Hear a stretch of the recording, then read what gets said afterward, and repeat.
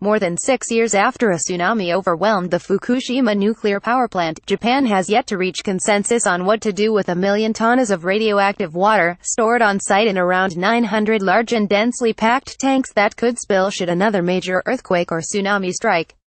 The stalemate is rooted in a fundamental conflict between science and human nature. Experts advising the government have urged a gradual release to the nearby Pacific Ocean. Treatment has removed all the radioactive elements except tritium, which they say is safe in small amounts. Conversely, if the tanks break, their contents could slosh out in an uncontrolled way. Local fishermen are balking. The water, no matter how clean, has a dirty image for consumers, they say. Despite repeated tests showing most types of fish caught off Fukushima are safe to eat, diners remain hesitant. The fishermen fear any release would the death knell for their nascent and still fragile recovery. People would shun Fukushima fish again as soon as the water is released, said Fumio Haga, a dragnet fisherman from Iwaki, a city about 50 kilometers 30 miles down the coast from the nuclear plant. And so the tanks remain. Fall is high season for sauri and flounder, among Fukushima's signature fish. It was once a busy time of year when coastal fishermen were out every morning. Then came March 11, 2011. A 9-magnitude offshore earthquake triggered a tsunami that killed more than 18,000 people along Japan's northeast coast. The quake and massive flooding knocked out power for the cooling systems at the Fukushima nuclear plant. 3 of the 6 reactors had partial meltdowns. Radiation spewed into the air, and highly contaminated water ran into the Pacific. Today, only about half of the region's 1,000 fishermen go out, and just twice a week because of reduced demand. They participate in a fish testing program. Lab technicians mince fish samples at Onohama Port in Iwaki, pack them in a cup for inspection and record details such as who caught the fish and where. Packaged fish sold at supermarkets carry official, safe stickers. Only 3 kinds of fish passed the test when the experiment began in mid-2012, 15 months after the tsunami. Over time, that number has increased to about 100. The fish meet what is believed to be the world's most stringent requirement, less than half the radioactive cesium level allowed under Japan's national standard and 1/12 of the US or EU limit, said Yoshihara Nomoto, a senior researcher at the Onohama testing station. That message isn't reaching consumers. A survey by Japan's consumer agency in October found that nearly half of Japanese weren't aware of the tests, and that consumers are more likely to focus on alarming information about possible health impacts in extreme cases, rather than facts about radiation and safety standards. Fewer Japanese consumers shun fish and other foods from Fukushima than before, but 1 in 5 still do, according to the survey. The coastal catch of 2,000 tons last year was 8% of pre-disaster levels.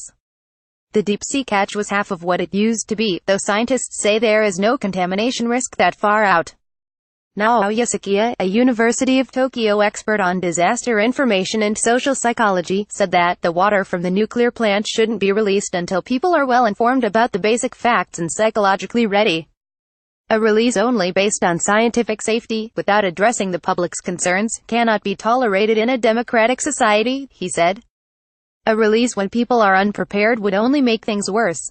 He and consumer advocacy group representative Kokuko Tatsumi sit on a government expert panel that has been wrestling with the social impact of a release and what to do with the water for more than a year, with no sign of resolution. Tatsumi said the stalemate may be further fueling public misconception. Many people believe the water is stored because it's not safe to release, and they think Fukushima fish is not available because it's not safe to eat.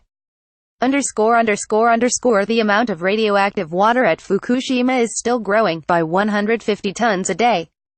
The reactors are damaged beyond repair, but cooling water must be constantly pumped in to keep them from overheating. That water picks up radioactivity before leaking out of the damaged containment chambers and collecting in the basements.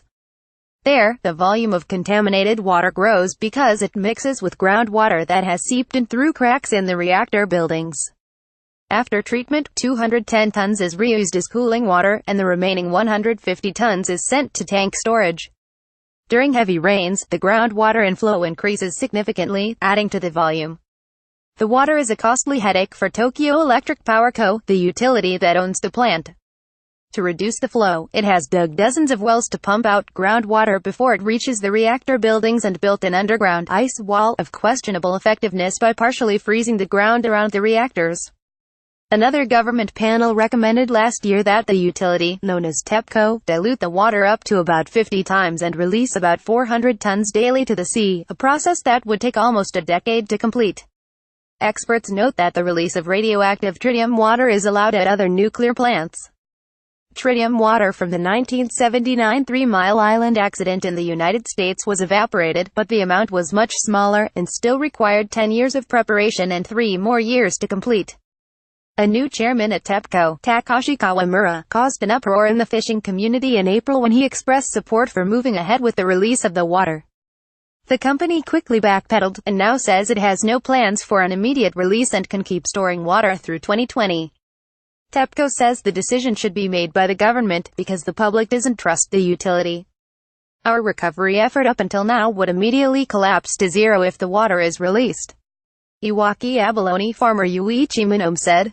Some experts have proposed moving the tanks to an intermediate storage area, or delaying the release until at least 2023, when half the tritium that was present at the time of the disaster will have disappeared naturally.